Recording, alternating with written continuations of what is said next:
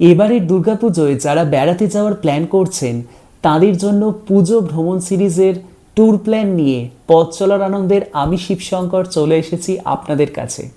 বাঙালি পুজোতে ঘুরতে যাবে না এটা তো হতে পারে না, তাই জন্য পুজোর সময় এবং দেওয়ালির সময় বিভিন্ন ট্রাভেল ডেস্টিনেশনগুলোতে ভিড় কিন্তু প্রচণ্ড লেগে থাকে। কিন্তু সেই সমস্যার সমাধান করতে আমি চলে এসেছি।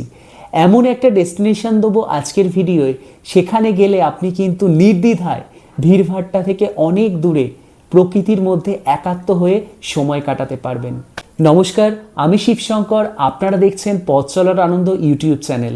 ট্র্যাভেল ব্লগ থেকে শুরু করে বিভিন্ন বেড়ানোর আপডেট, বিভিন্ন ইনফরমেশন সব কিছু শেয়ার করে থাকি আমি আমার এই চ্যানেলে। তো আমার চ্যানেলে যারা নতুন ভিজিট করছেন তাদেরকে বলবো চ্যানেলটিকে সাবস্ক্রাইব করে দেবেন, আপনাদের পথ চলতে সুবিধে হবে, কথা দিচ্ছি। আজকের ভিডিওয়ে আমি ট্যুর প্ল্যান দেব আমাদের পড়শি রাজ্য উড়িষ্যার কোরাপুট এবং উড়িষ্যার সবচেয়ে উচ্চতম শৃঙ্গ, সবচেয়ে উঁচু স্থান দেওমালি। তো জায়গাটা অসম্ভব সুন্দর। আমি তো এই পুজোয় প্ল্যান করছি যাওয়ার জন্য। আমার প্ল্যানটা আপনাদের সাথে জাস্ট শেয়ার করছি, আপনারা যারা যারা যাবেন এই প্ল্যানটাকে অনুসরণ করে যেতে পারেন।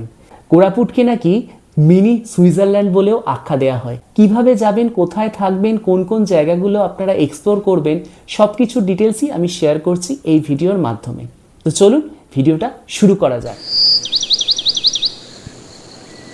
কোরাপুট যাওয়ার জন্য হাওড়া থেকে একটি মাত্রই ট্রেন আছে, 18005 সম্বলেশ্বরী এক্সপ্রেস, যা হাওড়া থেকে রাত 10টা বেজে 10 মিনিটে ছেড়ে 21 ঘন্টা 5 মিনিট জার্নি করে পরদিন রাত 7টা বেজে 15 মিনিটে কোরাপুট স্টেশনে গিয়ে পৌঁছায়। 1056 কিলোমিটার পথে পড়ে 39টি হল্ট। এই রুটে ট্রেন জার্নি ভারতের সেরা ট্রেন জার্নিগুলোর মধ্যে কিন্তু অন্যতম, যেখানে আপনারা পূর্বঘাট পর্বতের একটা সিনিক বিউটি কিন্তু দেখতে পাবেন।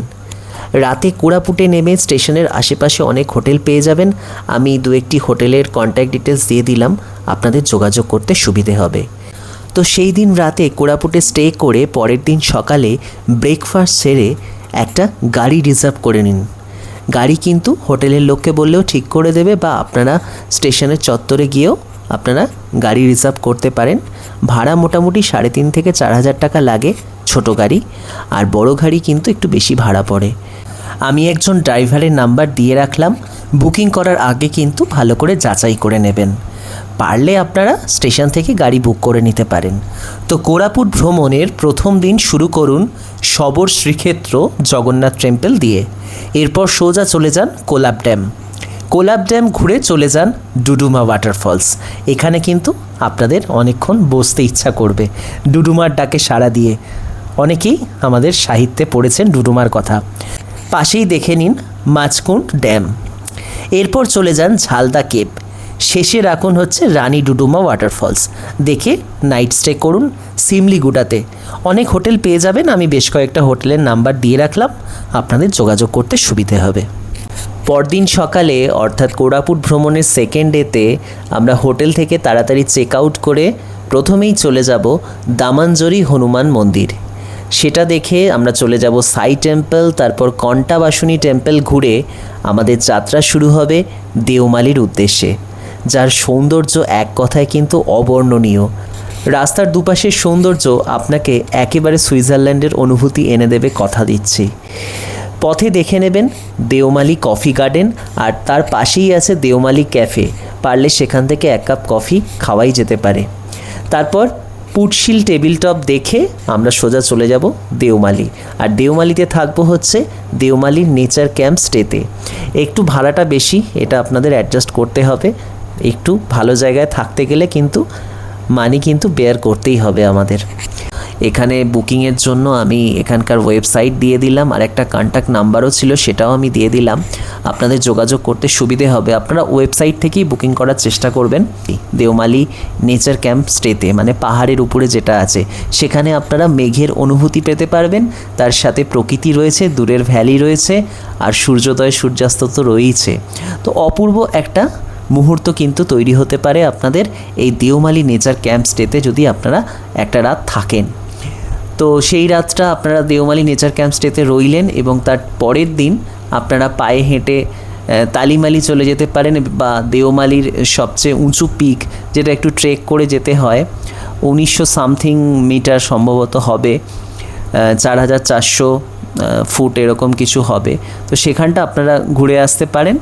তারপর ব্রেকফাস্ট করে নিয়ে আপনারা চেক আউট করে দিন, এবং চেক আউট করে নিয়ে আপনারা গাড়ি নিয়ে বেরিয়ে পড়ুন। এই পথে তালিমালি হিলটপ ঘুরে বিমি ওয়াটারফলস ঘুরে নিতে পারেন। এছাড়াও রয়েছে পাঞ্জিশিল ওয়াটারফলস।